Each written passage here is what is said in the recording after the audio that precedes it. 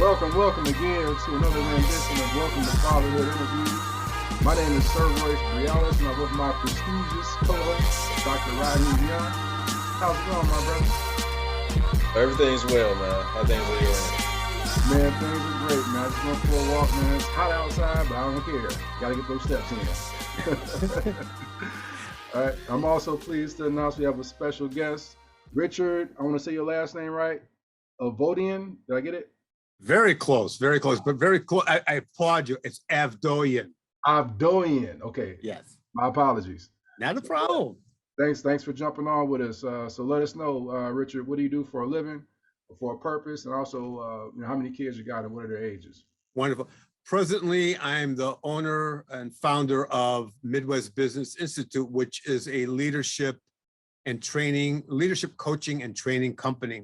But I have just recently launched Men Mentoring Men Network, which will be focusing exclusively with my working with men, particularly in leadership coaching, and 3 different components that I do to help men to enrich in their lives so they could become more effective fathers, husbands, friends, colleagues, leaders, so they could really reach their purpose and stand strong as a man amongst men. I've been married for 42 years. I have 1 son who's married, who has 2 sons. And I'm loving playing grandpa. I love it. And so, I mean, my initial career, I was a psychotherapist in private practice for 27 years. And I worked a great deal with men. And I realized over the years that there were a number of issues that men struggle with that was pretty universal, that most men were struggling with the same concerns, blocks, experiences in their lives that really caused them discomfort and kept them very private, which in effect made them ineffective in reaching their goals in life. So I've gone back to that. I'll be 71 this year. I've traveled the country speaking as a motivational speaker and an expert speaker, and I'm tired of it. So I want to regroup and go back to my foundation of working exclusively with men through this new venture of Men Mentoring Men Network.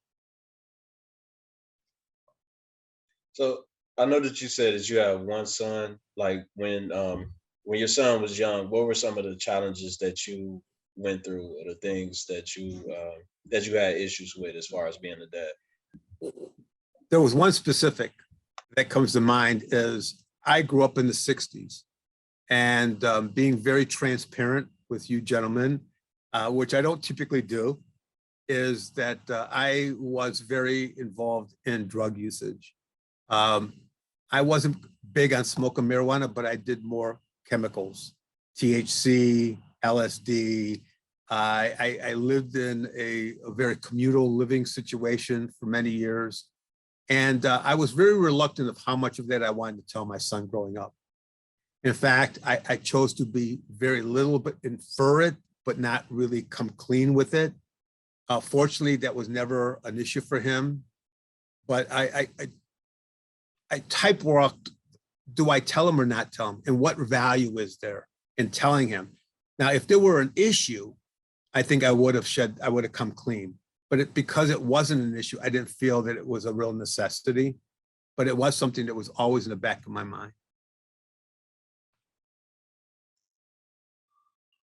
So when you talk to your son about that, like, how did that make you feel? Like, what kind of emotions did you have in that moment?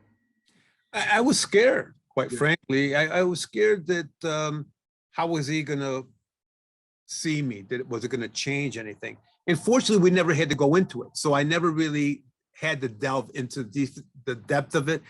It was always inferred. I shared with him that there was my wife knew, so she made reference to it in a very subtle way. So I never really had to thoroughly address it with him because he never did drugs to my knowledge.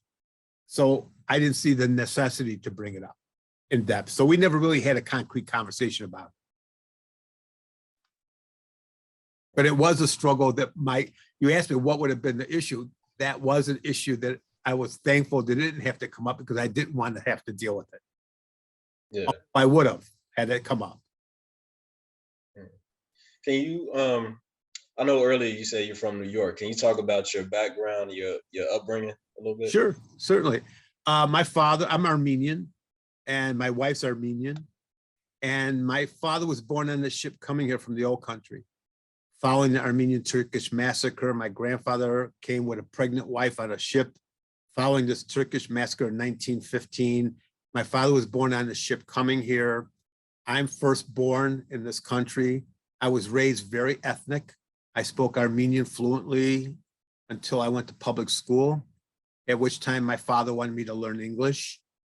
It was very traditional family. We spoke Armenian at home, dominantly ate, most of my food was Armenian. And I remember, I'll tell you a funny story, is that my neighborhood consisted of, excuse my candidness here, gentlemen, but in my day, it was Black, not African-American, but my neighborhood were Black, Polish, Armenian, and Italians. And we were all friends. We all went to school together. We played together. And it was like United Nations. I mean, it was everybody's mama was everybody's mama. You couldn't get, I don't care what color you were, if you made a mistake down the street, all the moms talked to each other until you got home and got whipped. But I remember I was so tired of eating Armenian food that I remember my one friend invited me over for dinner and we had fried bologna sandwiches. And I thought, ooh, God, I love this stuff. And then I had Spam sandwiches, fried Spam. It was like a whole different world. And it was just a joyful childhood. You know, there was really a very strong community. As I said, there was, I'll tell you one example. There was a Black woman, very heavy set, and Miss Ellis was her name. And she always sat on the front porch, which you don't see porches anymore. You don't see people sitting on any porches anytime anymore. But I remember walking home one day and I walked by a middle-aged woman and I walked by and next thing I know is I hear Miss Ellis saying, "Ricky boy, you better get yourself up here, boy." And I thought, oh Lord, I did something wrong. I don't know what I did, but I did something wrong. And you didn't disrespect your elders in my day. And I remember walking up the stairs and I was scared. And she said, "You come here, boy." And she made me come close. And she was notorious for grabbing your ear and twisting it and bringing her face to your face. And she said, "Listen, if I ever see you walk by another human being without a good day, good afternoon, I'll slap you silly, because that person deserves to be recognized as being on this planet." No, she said, "I'm alive," or something. I don't remember exactly, but it was either alive or on this planet or deserving to be recognized. So, and to this day, I always will say hi, but even if they don't recognize or say anything back to me. And that was the way I was raised. So my neighborhood, everybody's mama was your mama. Everybody. I mean, you didn't, it was just a very joyful community where everybody looked out for everybody. Everybody's children was everybody's children. So how did your upbringing affect you or influence you as a father? Because interesting enough, I wanted my home, having only one child, I worked very hard to make our home the hangout home. So I really liked the fact I designed our basement to accommodate my son having his friends over all the time, because I wanted us to be a place where, you know, again, my background as a therapist, you know, a lot of the young boys, I would kid about life and such. And so in a way, I fathered a number of them in different ways without actually preaching to them. But I think it was more about wanting to my neighborhood, that all the kids knew they could come to our house and there'd be ice cream cones or popsicles in the refrigerator in the garage, and that they were welcome to it as long as they were respectful and took care of their trash and didn't mess them up and were always thankful. So it's about modeling what I had, trying to recreate that in my community. That's cool. That's cool. So, you know, I want to, you said something that's kind of intriguing to me. So, and let me know if you don't want to talk about it. But Okay. I know that you said that you became a therapist? Did you become a therapist because of the LSD, or was it something like that you experimented with to develop that understanding? You know, that's a good question. No, I would have, Oh, no. okay. Well, but let me tell you why I think it it wasn't because I did it. When I went to a community college first before I went to a university. So I had 2 years of associate degree, and I was involved in Vietnam protesting, and we took over our community college, and Governor Rockefeller had to come, and I got on the FBI list because I was on the radical list, and they sent me to this because of my drugs and stuff. The counselors sent me to what was an encounter group, which was in the 60s, where you went up and you were in what create a bunch of people, and you had to self-disclose, and you had to do all this trust walk and trust fall, all these weird things. And what I realized was that when I was amongst those other individuals who were in the same situation as I, many of them start talking to me and sharing with me their journey. And I start realizing that I had a particular personality that was very comforting, that people felt comfortable sharing with me. So it was one of the counselors that says, Richard, I was an accounting major. That's what I was studying, accounting. And I realized that this is not the right fit for me. So I went to sociology. So I got a bachelor's degree in sociology and minority studies. That's where my associate degrees were. I mean, my bachelor's degree was in sociology, minority studies, because I wanted people to understand what my minority was, because most people never heard of Armenians. Plus, I saw the minorities that I was a part of, and then what were the social factors that contributed to some of us falling down those paths? What were the contributing factors that were different than the traditional white boys world? So it was very part of that. I think that's what sent me there. Not, I was a drug user, so I want to work with drug users. That was never my issue. That was never my drive at all. No, I'm not saying like you were a drug user, and No. that's why you wanted to work with it. But like from what I hear, like when people take like LSD and like the psychotropic drugs, they have like a spiritual kind of out of body experience from that. I did one of those, but it still wasn't what triggered me to go where I went. Okay. There's some truth to that. There's some truth to that, but that's not what triggered my shift. My shift was more because I start seeing through the counselor. I was vice president of student government, and I had to go to the counselor, and he helped me find my gift. And my gift was people felt very comfortable with me.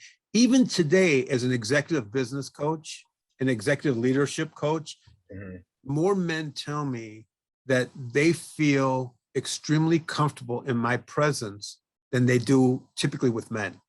That there's a comforting part. I don't know if I have a parental father, big brother energy, what there is about my personhood, but men feel very comfortable getting naked with me, if you will. I mean, getting down to their naked truth without realizing they're doing it because there's a comfort in it.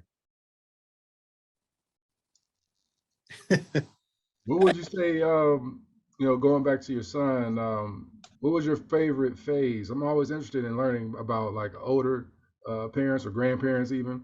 Like, what was their favorite stage of being a parent? Was it like the early stages, the like 5 to 10-year-old stage, or teenage stage?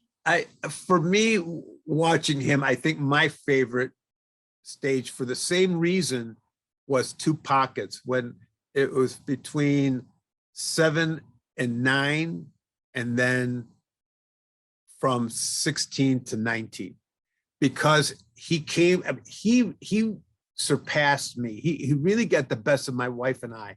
My wife was an English professor, so he got great writing skills, but he has my personality. I was a dancer for 16 years of my life. I danced, and I was in the theater. He played hockey all the way through high school and college, and played football, but he also was a thespian. He was in the theater at school. But when he was 5 to 9, he would dress up and come down and put on plays for us. because he was just animated. Well, then he got into theater at school, but he was also a vice president of senior class on the prom court. He played football. He played soccer. He played hockey. He went to Czech Republic to play hockey. So he really became a Renaissance young man. So it was the merging of those two time periods that he was really coming to his own person, honoring the gifts he had without being compelled to have to give up one part because it wasn't perceived as masculine. So he was able to juggle all of that. Can you talk about like the changes in community or how people view each other? I know how you were saying like early on, like it was your neighborhood that you grew up in was very diverse and you spoke to everyone, you know, you show respect. Can you talk about just like the changes over time? You're asking me, and quite frankly, it saddens me majorly. I don't see community any longer. People don't, I live in a subdivision and I've never seen, I was driving around recently. My wife was out of town. So I was driving my subdivision and there's nobody outside. So how do you create a neighborhood of safety or understanding if you don't get out of your house? I always wonder, what if a kid got out of a school bus and their parent didn't get home in time and the kid was locked out? What do you do with a kid that's 8 years old? They don't know where they're going to go. What are they going to do? Sit out in the heat? It saddens me that, and it has nothing to do with race, sexuality. It has nothing to do with that. That I'm sure there's a contributing factor to that, and that's sad.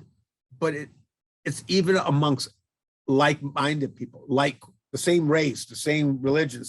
There's a disconnect. I think it's because we're taught there's so much fear of abuse. There's so much fear of being accused of abuse. It just saddens me that I don't think that there is a sense of community. I think about my neighbors. There's a neighbor next door who's a very good friend of mine. They're both, she is a widow now. And we told her, if you ever need us, we're right here. Now, we've known her for years and we do talk to her. But how many other people we need people? Barbara Streisand, people who need people. Well, we all need each other for safety, security, emergencies. But, people, look at what happened. People could be dying on the street. People walk by them. And why is it? Because we're afraid of being sued. Even good Samaritans get ripped off or get, ostracized or sued or what have you. And it saddens me. It really does. So I think we talk a lot about it, but I don't think it's happening, sadly enough. But that doesn't mean we shouldn't keep working at it. I'm not giving up, but that's why I started this men's network, is to helping men in general to really become stronger and understanding what does it mean in this country today to be a man. It's confusing. Traditional male values are gone. No one even understands, what does it mean? Do you open the door for a woman? Do you not open the door? Do you shave your body or you let yourself be hairy? Do you, can you pursue any occupation or do you gotta be macho? What does macho mean? There's so many, are you romantic? Should you help your wife, not help your wife? There's just so many elements that have changed, and it's same for women. It's changed for women as well. It's not just one-sided. Now, I'm really going off a little bit here, but the point you're asking me is, have we deviated away? Absolutely. I believe we have. I'm very hopeful that things will change. There are people like you two young men that are trying to make a difference with fatherhood, which I applaud. That's the way that I'm doing this podcast with you, because I'm in awe of two gentlemen under 40 making a commitment to look at fatherhood. I was exhilarated when I met the two of you. So thank you. Yeah, appreciate that. So talk a little bit more about your dad. Like, what kind of dad was he? Overly loving. My father was a very strong working man. He owned a grocery store neighborhood grocer with his brothers. Always gave me a lot of love, a lot of physical love. Armenian men kiss each other on both cheeks. So he was very affectionate, very physically affectionate. I'm writing a book right now. Actually, I want to talk to you, gentlemen, about it, called Father's Gifts to Sons. And it's talking about where our fathers failed us, but as the same thing, what if some of the next generation fathers learn from where our fathers failed us? My dad's worked hours, late nights. My father never in my entire childhood took me to a father-son event. I think there was one time when I was in Cub Scouts, he took me with the Cub Scouts to the Harlem Globetrotters. But when I was getting all my pins and stuff from Cub Scouts and Boy Scouts, he always made it so that I had another person's father take me, and some other kid's father would pin the stuff on me. Now, my father thought he was doing right, but what I wanted my father there. I didn't care about the award, but I wanted him to put the award on me, not some other kid's father. But yet he thought he was doing the right thing. As a result of that, when I was in private practice, I never missed one of Gregory's significant events. Every soccer game, every hockey game, I would cancel patients to be sure I was at those events. Because when it's all said and done, buying him stuff isn't what he wants in the long run, because those don't create memories. They get worn out and thrown away. Memories are what keeps you the lifetime. But I want to say something about fathers. Mm-hmm. You know, fathers get beat up a lot in our world. And I want you, the gentleman listening to this, is that I don't care if you don't know who your father was. I don't care if your father's been an absentee father. I don't care if your father was in prison. I don't care if your father is divorced. I don't care if your father was abusive. I don't care if your father was overloving. I frankly don't care what you think of your father. But no matter what, he may have failed in many ways. But there's one thing that he didn't fail at, and that's contributing to give you life. And if he's done nothing else right in his life, he gave you life. Now, fathers don't wake up in the morning and say, how am I going to mistreat, neglect, or harm my child? A father can only give what he received. And for generations, fathers have failed each other because we didn't know how to father. We saw fathering as being highly critical, judgmental, thinking that we would help them, our sons and our daughters, do better by being critical, by pointing out what they didn't do right.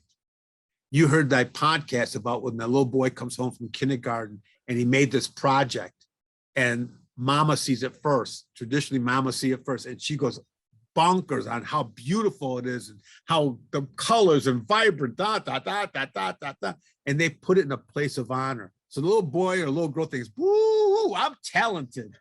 And they can't wait for daddy to come home. Daddy comes home and they grab that thing. Go, daddy. And he says, now, Ricky, next time you do it, son, if you do it like this, it won't have that crease in it. And you could use a different color. And the boy, I look at him thinking, I ain't telling this man nothing anymore because he's too critical. I want mama.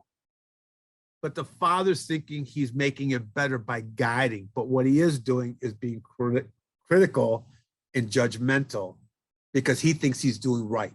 He thinks he's enhancing their skill of learning when he's really being negatively critical. And those are it's just like I gave you the example, Royce, about the soccer game. You know, I never played soccer. My son played soccer. There's three of us fathers standing on the sidelines. We're yelling at the boys, do this, do this, do this, do this. And none of us played soccer. So the sons come up with the ball and say, why don't you all show us how it's done? You know, I mean, so we learned, we don't criticize anything because every father's a champion at the sport their child's doing, even if they never played the sport. So the kids, I mean, we got to be more understanding and supportive, but at the same time helping teach. It's a combination of both. It's not just being loving and showing our vulnerability and showing where we erred And hopefully the next generation of fathers will be better than we are. And they'll be better than the ones before that. I mean, it just, you want it to enhance. But we blame our fathers for too much. And the worst thing is we have a choice to go down a different path. We could find other fathers to adopt us. We could look at uncles and aunts. I mean, not aunts, but well, aunts could teach you something too, because some boys don't even have an uncle in their life. But an aunt can give strength and teach them things. But we need to start looking at how we as men can father all young men. Because I'm a firm believer, only a man can make a boy a man. A woman cannot make a boy a man. But yet a lot of men say their best friends are women. They're not in healthy relationships as men because they can't tell you about development as a male.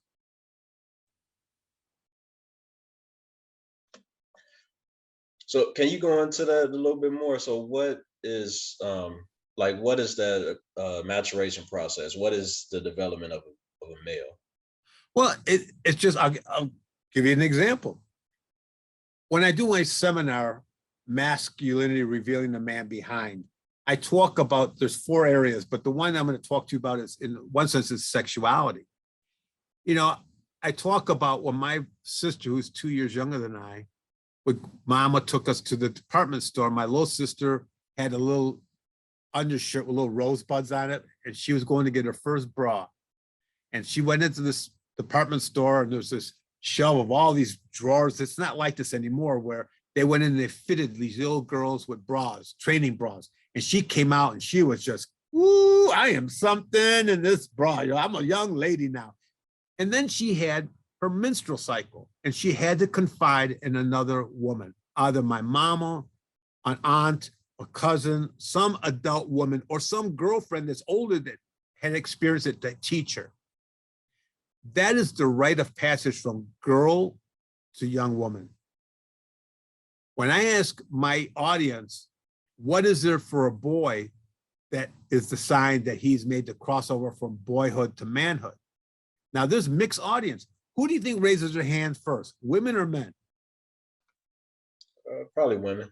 There's no probably. I've never had a man raise his hand and ask the woman, what is it that is the sign? And a woman will raise her hand, and I'll call her and I'll say, what is it? She says, a wet dream. Now, how does mama know? Well, because she typically does the laundry. Now, let's talk as men. It's hard when it dries up on underwear. All right. So, but that's the transition. Now, my point is, why don't fathers tell their sons when they're like 10, 9, 10, listen, you're becoming a young man. You're going to go through a development. Your body's going to change. Here's some things that could happen. It's natural if it happens. Not all boys this happens, but it's typical, common, blah, blah, da, da, da, da, so that they're not frightened. Now, I want to tell you something, and I said this to Royce before. I had a patient in my practice of a young man that came, thought his parents thought he was depressed and went and talked to them. What it was, and I'm not exaggerating, I don't exaggerate stories. He thought he was dying because he was having wet dreams and didn't tell his parents because he thought something, all this stuff coming out of him, he was dying. How sad is that for a 12-year-old boy to not be able to talk to somebody thinking he's dying? So where's the transition? That's one of the transitions, is we don't know what the rite of passage is because we don't talk about it. But he can now find, I told my son, when this happens, I want you to tell me because I want to celebrate it. Because now you are capable of fathering a child now, but that comes with responsibility. And let's talk about sexuality. You know, just go ahead. I'm sorry. Oh no, I was just gonna say, when you first asked that question, I thought you were gonna say like having sex for the first time is like a rite of passage. No, I mean that's a rite of passage too, but the significant one is the transition from boyhood to manhood to young man. Sex is another thing. That's another stage that comes along as well. But you know, there was a study done that average. I wish I would have written this down somewhere. But the average guy doesn't even know how to put on a condom correctly, believe it or not. I mean, but those are things we should be teaching our boys, because the typical response is, shoot, I don't use none of those. I mean, a lot of guys crack up about saying, I don't use them. Come on, but one of the things I do think is teaching our sons is that we should be talking about sexuality and the use of condoms, because I will tell you, I'm very transparent, I'm very blunt, if you can tell. But I want young men to start off, if they're going to be sexual, starting off always using a condom. And then only when you want to be a father do you stop using one. Because I will tell you, and you young men should know, because you're both fathers, correct? Yes. That once you take it off, you never want to put it on again. That's true. All right. So if you don't know what you're missing until you are responsible in a position where you want to have a child, there's no need to, because, and I'm serious, if you don't know what you're missing, you don't miss it. But once you change the process, now you're playing Russian roulette. Because I don't care. People say, oh, there's accidents or that, that happens, but that's part of parenting. That's what fathers should be talking to their sons about. Now we're laughing, but it's really something that is responsible. I was a consultant to a teen fathers program of boys under 16 that were fathers to 14-year-old girls having babies, thinking he's some manly man, and he can't even finish high school because he played Russian roulette early. You're playing with a loaded gun. That's right. It's not a good idea. Yeah, I'm glad you mentioned that, because I have a 10-year-old, and I'm coming upon that time to have that conversation. I've actually been talking to him about sex. But yeah, getting into the details, like talking about wet dreams and what you're capable of as a boy. You can make a baby as a boy. That's right. So I think having those conversations early is really important. How did your dad approach that conversation with you? Did he have a similar approach, or? Oh, heck no.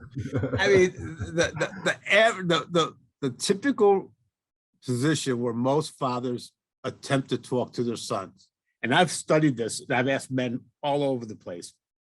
The most common place is while they're driving in a car. Yeah. So the father don't have to look at the boy. The boy's sitting to the right of the dad. The dad's driving. It's, well, your mama told me it's about time I have this sex talk with you, but I'm sure you know everything already. Now, what's the boy gonna say? No, daddy, I don't know anything.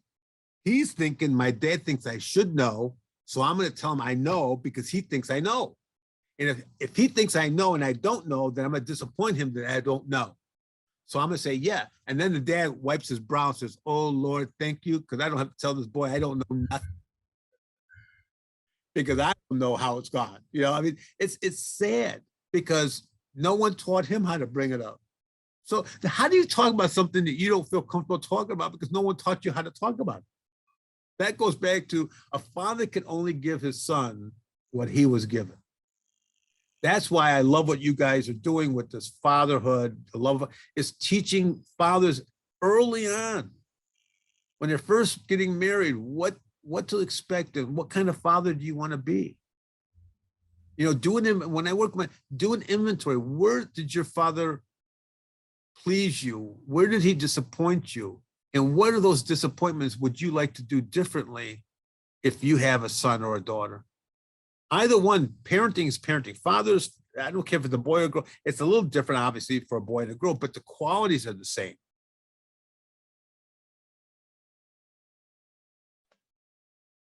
Would you agree that women, because there's a lot of like single mothers, and especially in the Black community, would you agree that they may not be able to teach a boy how to become a man, but they're able to teach the boy how to be, responsible, pretty much a good person? I think a woman, Mm-hmm. the mother's role to her son is to teach him to be respectful of women. Okay.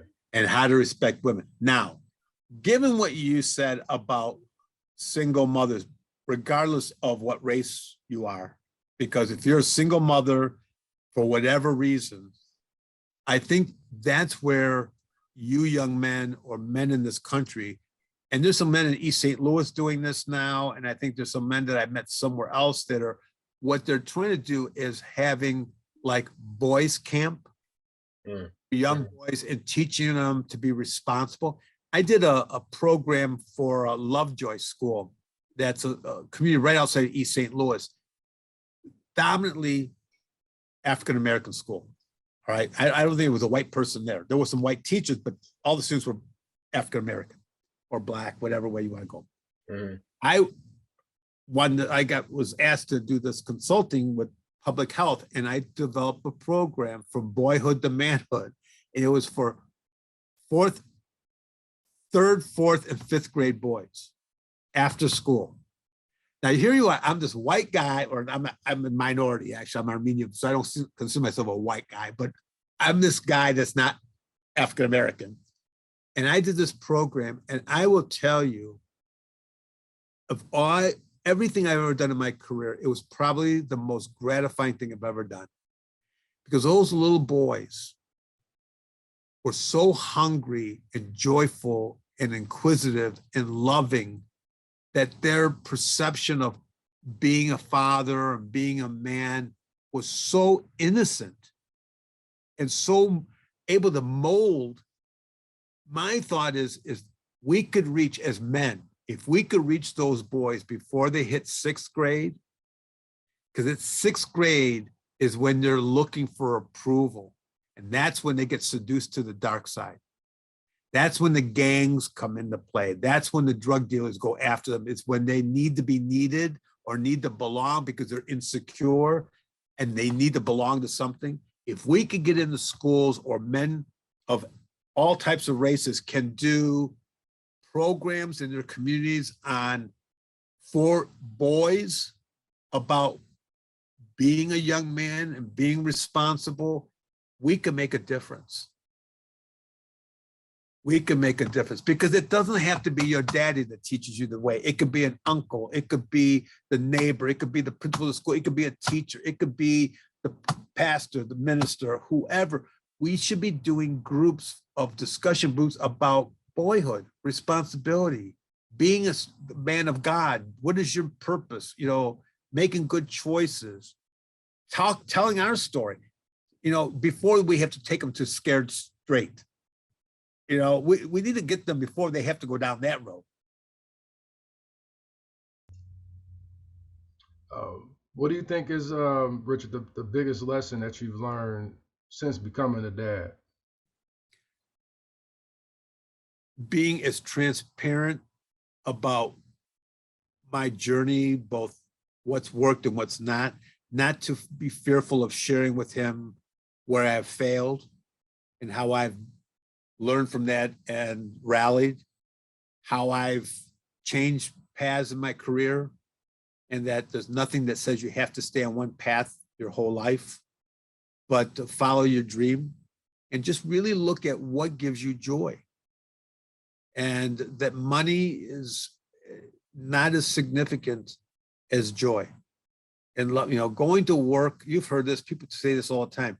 If you go to work and you would do it for free, then you're in the right place, because you don't mind going there. So my biggest gift would be is to be very affectionate, be very loving, to show all gamuts of my emotions: disappointment, anger, love, affection, forgiveness, and to admit when I've failed and when I've made a mistake.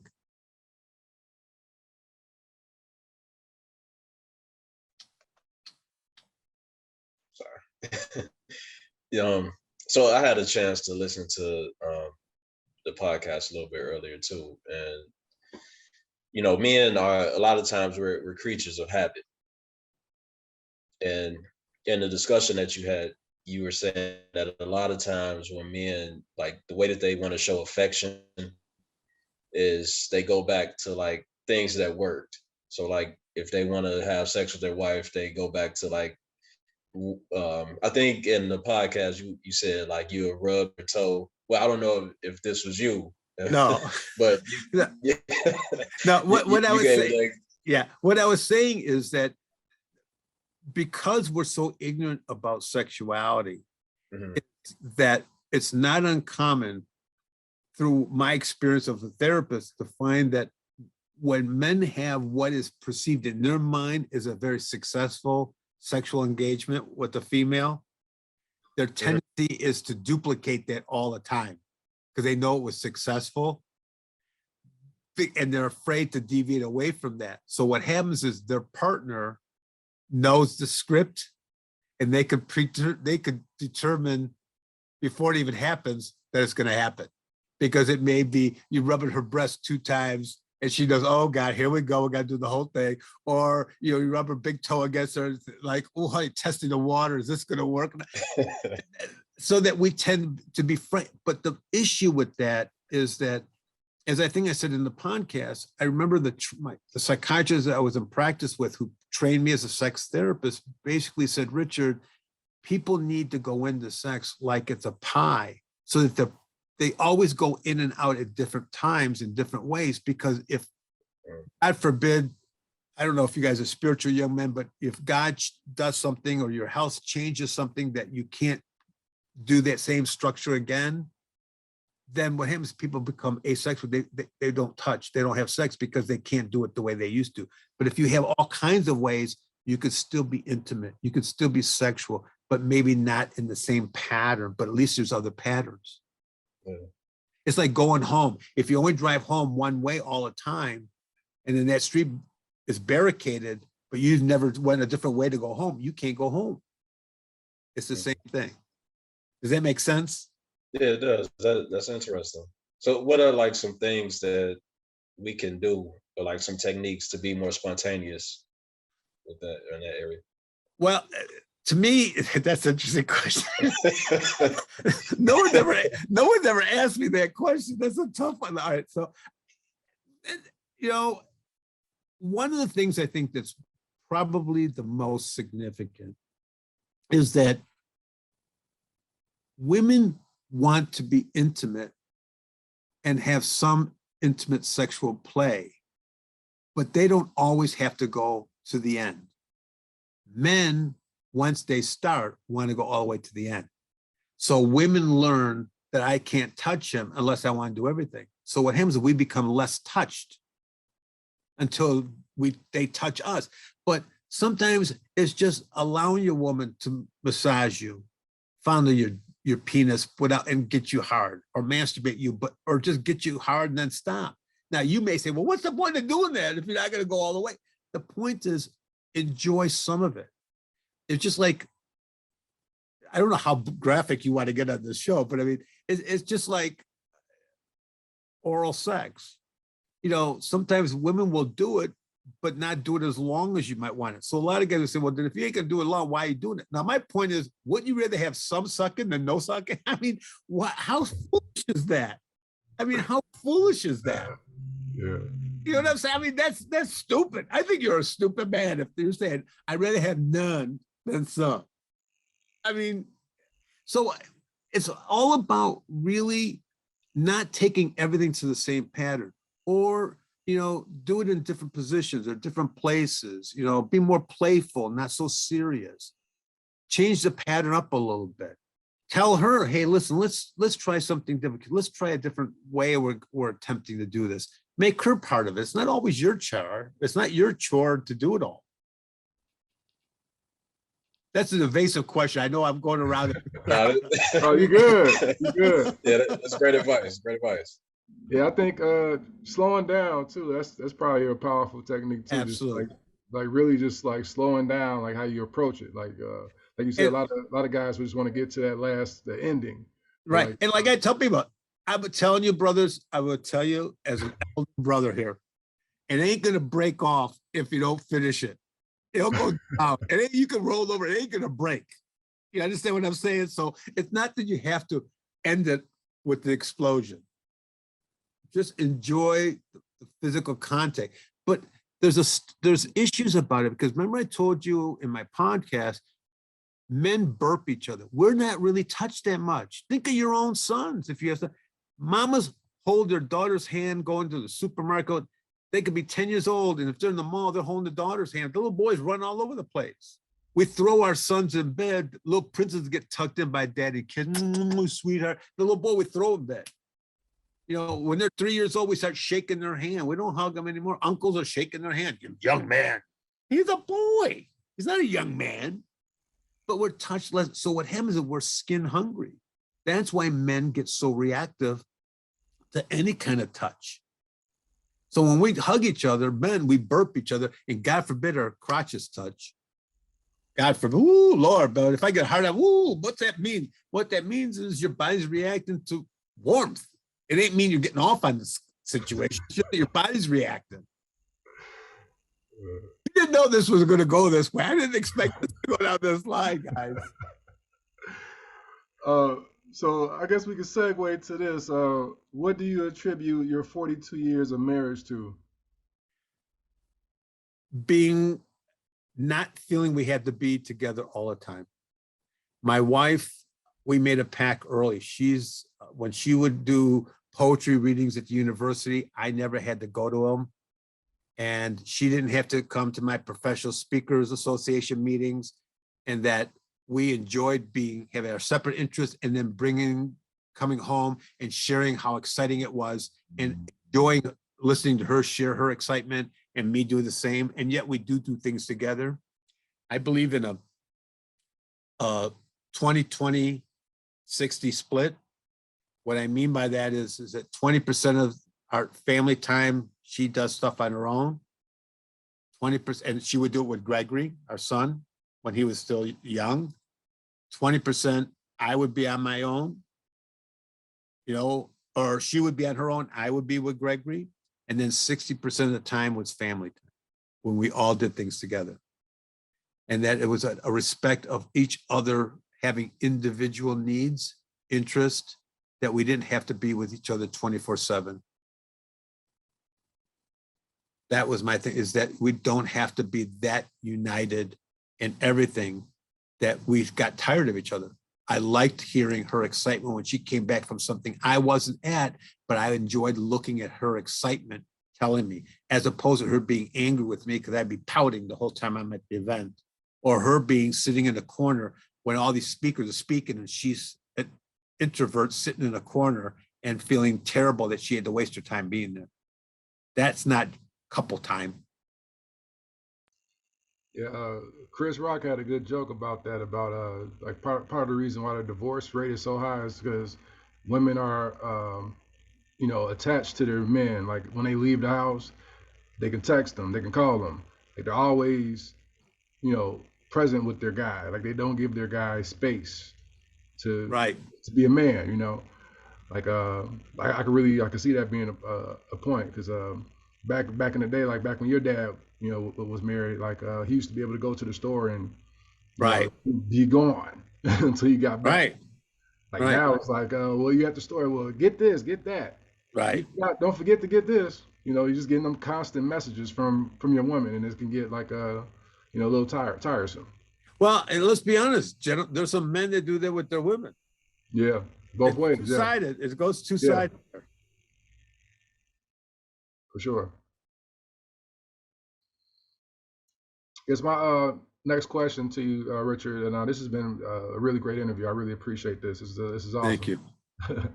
It's actually a question I already asked you. Is what does fatherhood mean to you? And you gave me a real good answer. I'm gonna read it to you.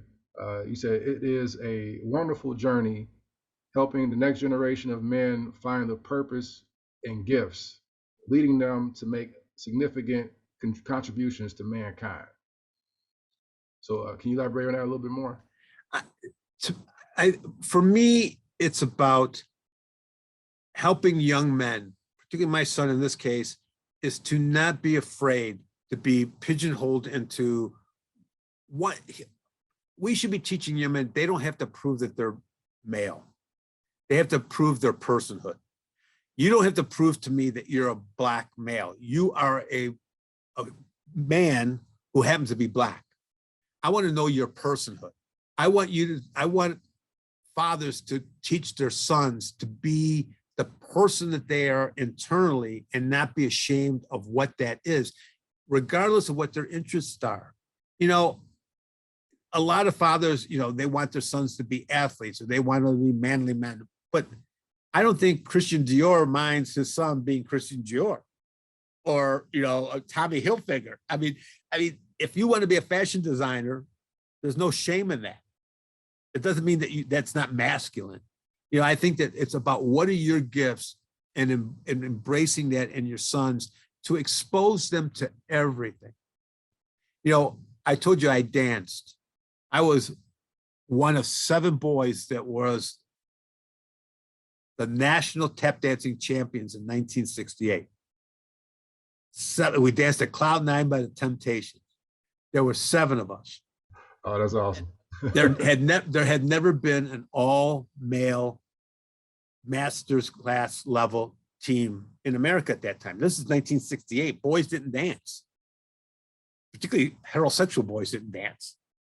But what happened was I got kicked out of my fraternity. We had high school fraternities. I got kicked out. They called me Mr. Tutu and faggot my whole senior year in high school because I was a dancer, but I was damn good. But then when disco came, who did all the girls want to dance with? Mr. Tutu. Right. And then all these guys that were my fraternity. We had fraternities in high school. All my fraternity brothers then all came around saying, teach me that, Richard, teach me that. Yeah, right. Now it's okay. But I want us to allow our boys. When I was at Niagara University, the basketball team, we taught them ballet to teach them how to leap. How to plie, to jump higher. Control.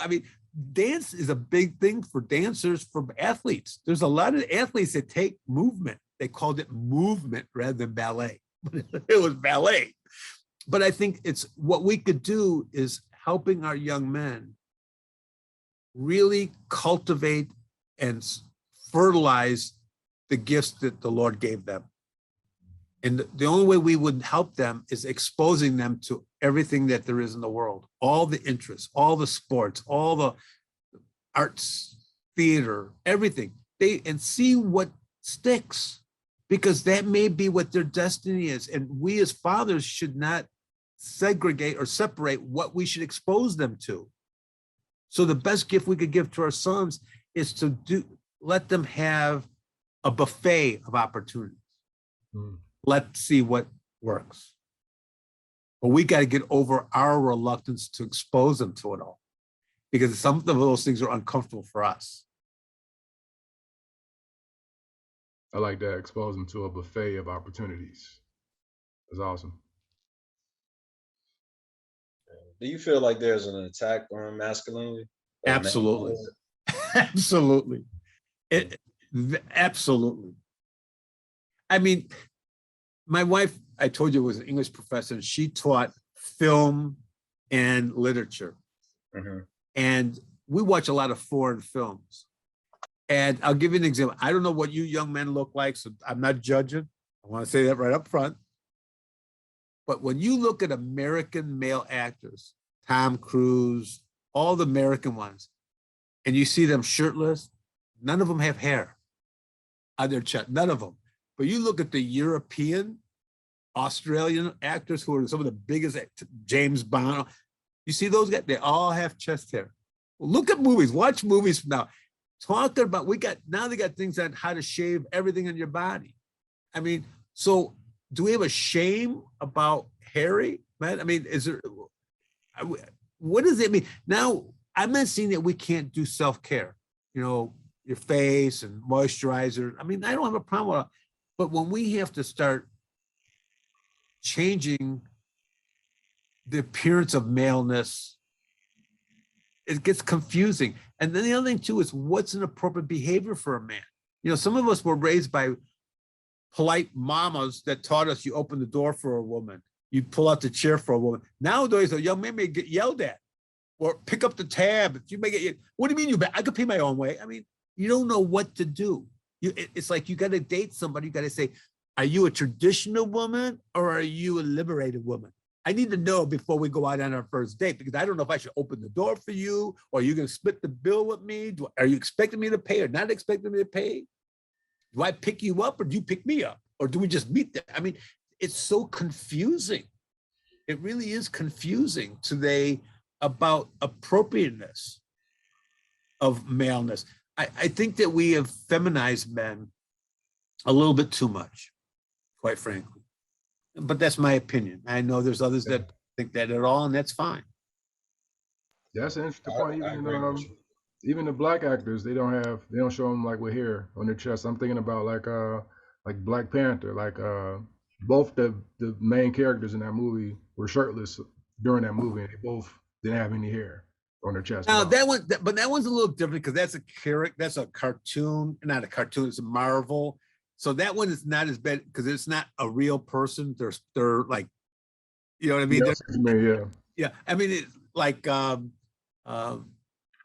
can't even think of a black actor right now. You would think I would know Denzel Washington, or I don't know if those. Even, I mean, Eddie Murphy in Coming to America, like he didn't have any hair on his chest either. Yeah, but some of them don't have it. Now, if you don't have it, that's another thing. Yeah, right. But no, yeah. Now, do you have hair on your chest? Oh yeah.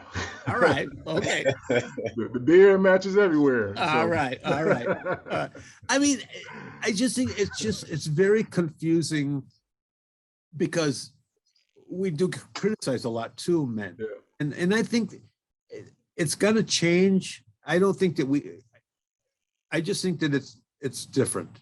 You know, I wonder what the future is gonna bring, if it's gonna change anymore. But I just think that there's room for everybody to do what they want. But I just think it's important that it's not about proving your masculinity either. I think it's just, I'd like to say, prove your personhood. Is to really not prove. I remember Mr. Ellis was one of my high school English teachers in 7th grade, and he was an African-American man. And I remember him jumping down one of the black students' back because the student tried to pull this "you're one of me" kind of things to him because he wasn't prepared. And he said something to the teacher, and I don't remember the exact words, but the teacher said to him, "I ain't your brother, number one. And number two, you want to be known as the black athlete, or do you want to be known as the athlete who's black?"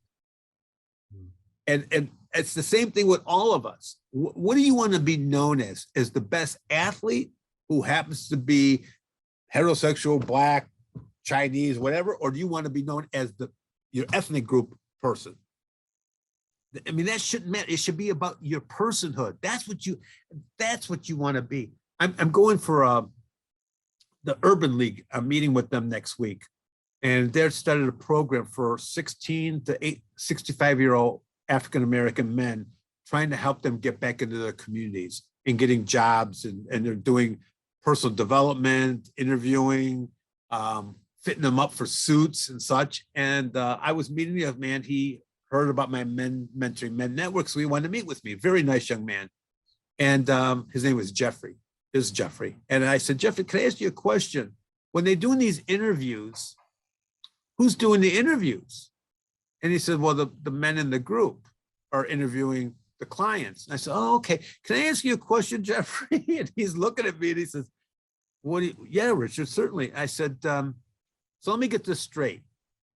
These black African-American men in the program are going to be interviewed by African-American men in the program, the leadership team?" And he said, "Yes." I said, "Let me ask you something, Jeffrey. When these men go out to get interviews, what's the chances of them being interviewed by an African-American man?"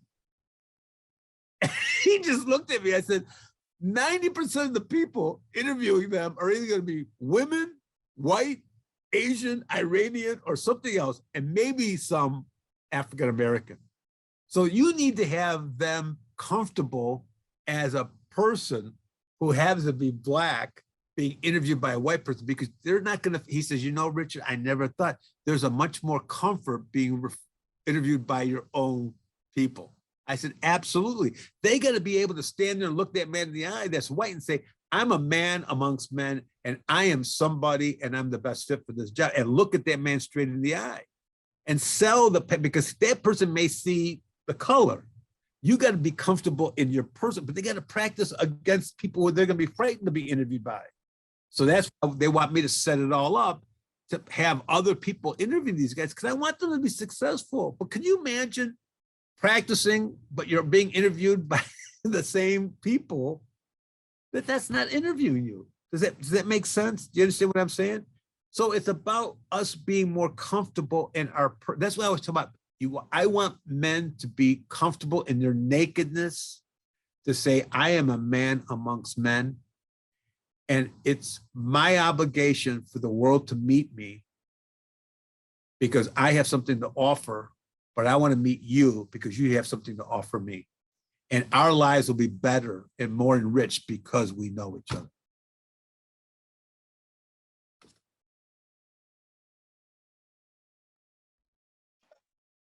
Wow, that's great. I know we're getting close to time. So I have one last question. Okay. Yeah, one last question. That's to, I guess, bring some humor into it. What do you feel about the Kardashians? Oh, interesting. Okay. Interesting enough, I have a relative who's indirectly related to the Kardashians. I have mixed feelings, quite frankly. Now, you got to give me some slack here, okay? No, we got you. If I'm looking at purely as an Armenian, I'm embarrassed because I think in many ways she's put a negative light on the Armenian people because of her initial behavior, how she got popular. At the same time, I applaud her because she did go with Kanye West to Armenia, and she brought recognition to Armenia that a lot of people never knew about Armenians until she went there. So for that, I applaud her. So I want to cut her some slack that way. What I find most interesting, and I'm going to ask you a question, both of you then, is don't you find, I found it odd that all three girls were raised by a white mama and an Armenian father, whose father died, and all of them are dating black men. How is that possible? I mean, how is that possible? I mean, one I can understand, but they're all, well, excuse me, the one's not. Mama was dating a black guy. Kim married a black guy. The other sister was a black guy. I mean, what the gender sister? I mean, what are the odds? Now, as a black man, don't you think that's odd? Yeah, it is. I mean, quite peculiar. Yeah. I mean, really. I mean, we're talking honest. I mean, so I admire them as business people. Kim's no fool. She's a smart girl. She's finished law school. I think she made the best of what the situation is. I wish they would just retire from the public eye and just do wonderful lives and just get out of the highlights. Why do they still need all that attention is what I don't get. But now I'll tell you a funny story about it. My daughter-in-law, his last name is Karakashian. So when my son got married to Lori Karakashian, her father's name was Robert, just like Robert Kardashian. So when Gregory's invitations went out to all his college fraternity brothers, people, they thought he was marrying a Kardashian. So they would call, are you marrying a Kardashian? And there's three sisters. Their youngest sister's name is Kim. She's going to get married. Her father's name, the father's name is Robert. So it's Robert Karakashian. Kim, it's crazy.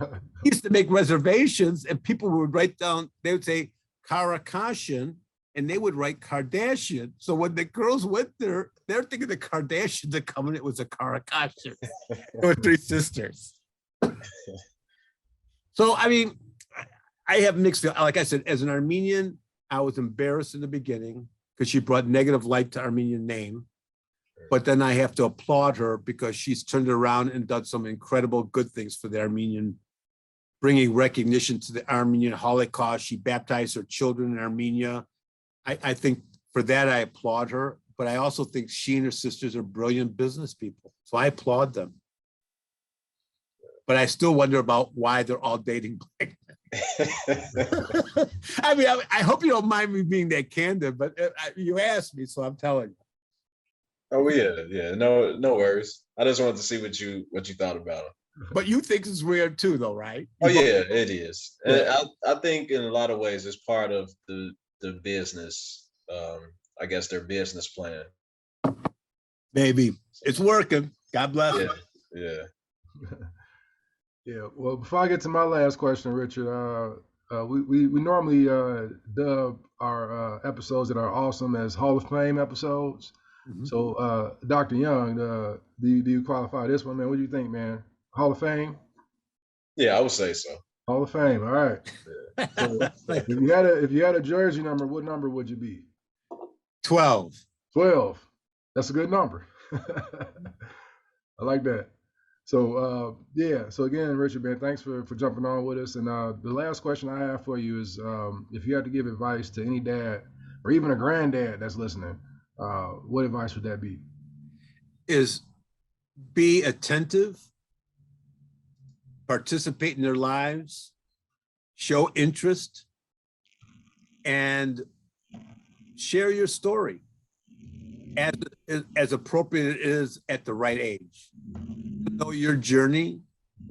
Talk about your father. Let them know where your father failed and where your father was great, and that you're really trying to be better.